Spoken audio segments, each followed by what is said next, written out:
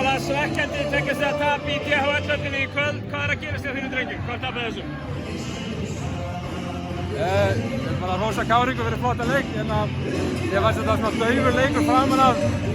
En það var svona eitthvað úr þessu leikinn í seinni hálfleik, en kannski svona smá mental breakdown í okkur kannski í lok leik sem hefði ekki dottið okkur í hag, svona 50-50 boltar og einhver skot og eitthvað, en við vorum í þessu leik en við vorum alltaf einhvern veginn skref og eftir.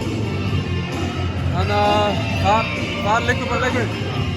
Mikið af prófum fyrir úrslitakeppnina sem að byrja bara eftir nokkra vikur. Þetta var eitt þeirra. Hvað tekið út úr svona leik farandi inn í þá keppni?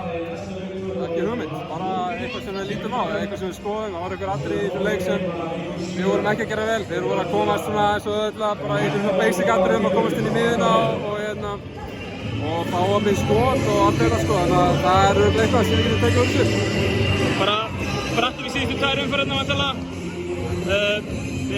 Keflavík hefur ennþá fjölbreytilega möguleika að ná deildarmeistaratitlinum. Þið hljótið að vilja klára hann. Já, það var í okkar höndum ennþá.